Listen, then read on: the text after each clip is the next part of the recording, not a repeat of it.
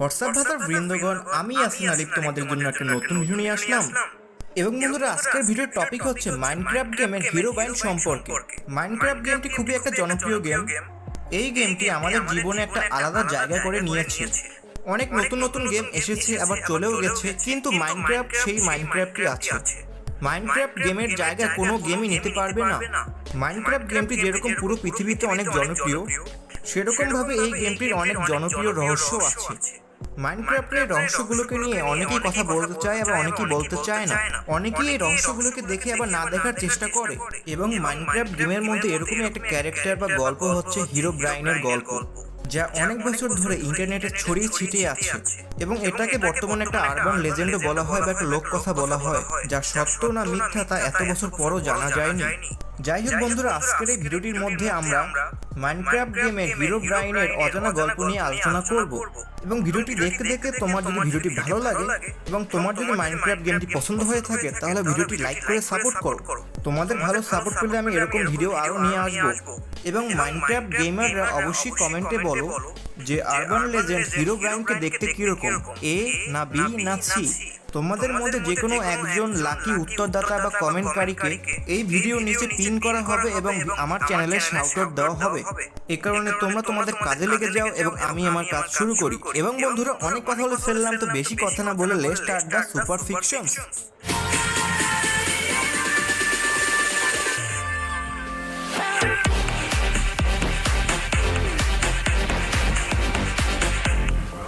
Minecraft গেমের হিরোব্রাইনের গল্প অনেক বছর ধরে ইন্টারনেটে ছড়িয়ে ছিটিয়ে আছে।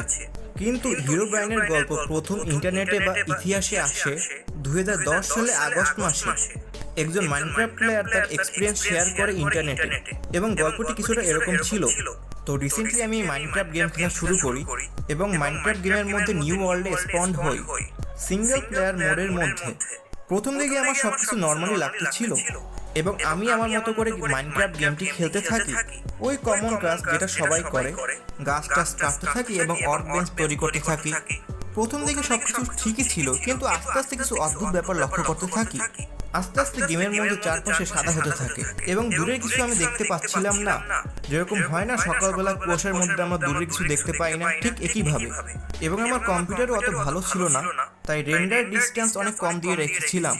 যাই হোক, আমি গেম খেলতে থাকি তারপরও। কিন্তু হঠাৎ আমি দূরে কিছু দেখতে পাই কুয়াশার মধ্যে। দূরে কুয়াশার মধ্যে আমি একটা জিনিস লক্ষ্য করি যে কোনো একটা জিনিস নড়াচড়া করছে। প্রথমে আমি মনে করি এটা কোনো গরু টরু হবে, তাই এটাকে শিকার করার চেষ্টা করি, যাতে আমি লেদার পেয়ে যাব, যা দিয়ে পরে আমি আর্মর তৈরি করতে পারবো। এবং আমি আস্তে আস্তে ওই জিনিসটার কাছে যাই। কাছে যাওয়ার পর যখন আমি ওই জিনিসটা দেখতে পাই, তখন আমার অবস্থা খারাপ হয়ে যায়, কারণ এটা কোনো গরু ছিল না। জিনিসটা দেখতে অদ্ভুত ছিল। জিনিসটা আমার দিকে তাকিয়ে ছিল। জিনিসটা দেখতে অন্য একটা ক্যারেক্টার মনে হচ্ছিল ডিফল্ট স্কিন দিয়ে। এবং আরো অদ্ভুত বিষয় হচ্ছে জিনিসটার কোনো চোখ ছিল না।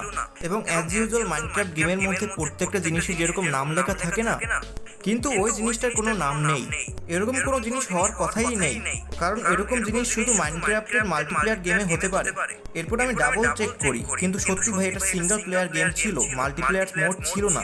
ওই ক্যারেক্টারটা কিছুক্ষণ আমার দিকে তাকিয়ে থাকে অদ্ভুত ভাবে, এরপর কুয়াশার মধ্যে দৌড়ে পালিয়ে যায়। জিনিসটা আমার একটু অদ্ভুত লেগেছিল, তাই আমি ওই জিনিসটাকে ফলো করার চেষ্টা করি, কিন্তু ওটা চলে গিয়েছিল। অনেক খোঁজার পরও ওই জিনিসটা বা ওই ক্যারেক্টারটাকে আমি খুঁজে পাই না। জিনিসটা আমার অনেক অদ্ভুত লেগেছিল, কিন্তু তারপরে আমি ভাবি হয়তো ওই জিনিসটা কোনো মাইনক্রাফট গেমের নতুন আপডেট বা নতুন কোনো বাগ। যাই হোক, এরপর আমি গেম খেলা কন্টিনিউ করি আস্তে আস্তে। মাইনক্রাফট ওয়ার্ল্ড এক্সপ্লোর করতে থাকি। তখন আমার অনেক কিছু অদ্ভুত লাগতেছিল। আমার মনে হচ্ছিল মাইনক্রাফটের এই দুনিয়ার সাথে কোনো একজন কেউ কিছু করেছে, কারণ অদ্ভুতভাবে পাহাড়ের মধ্যে 2x2 টানেল ছিল। সমুদ্রের মধ্যে বালি দিয়ে পিরামিড তৈরি করা হয়েছিল এবং অনেক জায়গায় গাছের পাতা কে জানি কেটেছিল।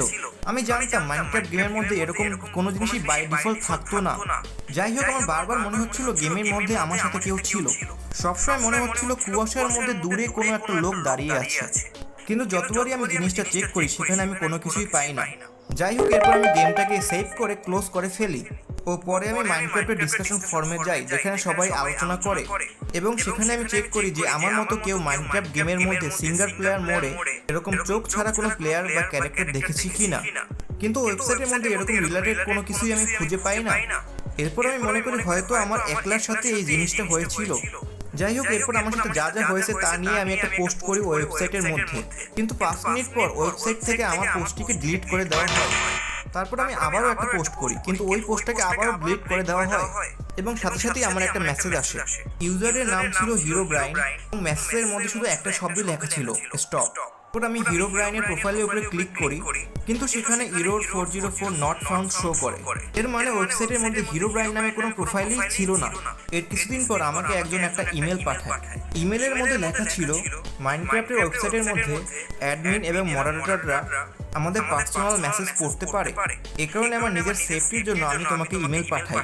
এবং সে বলছিল যে সে ওই মিস্টিরিয়াস ক্যারেক্টারটাকে দেখেছিল এবং সেও আমার মতো সিমিলার এক্সপিরিয়েন্স শেয়ার করেছে। ওই পাহাড়ের মধ্যে 2x2 টানেল, গাছ কাটা এবং সমুদ্রের মধ্যে পিরামিড। এবং সে ইমেলের মধ্যে আরও জানায় সে আরও অনেক এরকমই মাইনক্রাফট প্লেয়ারকে জানে যে আমাদের মতো এই মিস্টিরিয়াস ক্যারেক্টার বা প্লেয়ারকে দেখেছে। এরপর অনেক দিন চলে যায়। 1 মাস পর ওই প্লেয়ারটা আমাকে আবার ইমেল পাঠায়।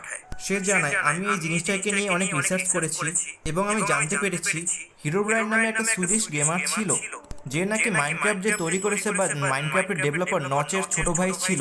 এবং আমি নচকে পার্সোনালি একটা ইমেল পাঠাই ও তাতে আমি নচকে জিজ্ঞাসা করি যে নচের কোনো ভাই আছে কি না। অনেক সময় পর নচ আমাকে রিপ্লাই দেয়। রিপ্লাইতে একটা ছোট করে মেসেজ লেখা ছিল, I did, but he is no longer with us, notch. এর মানে মাইনক্রাফটের ডেভেলপার নচের ছোট ভাই ছিল, কিন্তু সে আর এই দুনিয়ায় নেই, মানে সে মারা গেছে। এবং বন্ধুরা, এটাই হচ্ছে হিরো ব্রাইনের সেই ঐতিহাসিক গল্প। এবং সেই লোকটা একটা স্ক্রিনশটও শেয়ার করেছে যেখানে আমরা হিরো ব্রাইনকে দেখতে পাই। এরপর আস্তে আস্তে পুরো দুনিয়ার মধ্যে হিরো ব্রাইন অনেক পপুলার হয়ে যায়।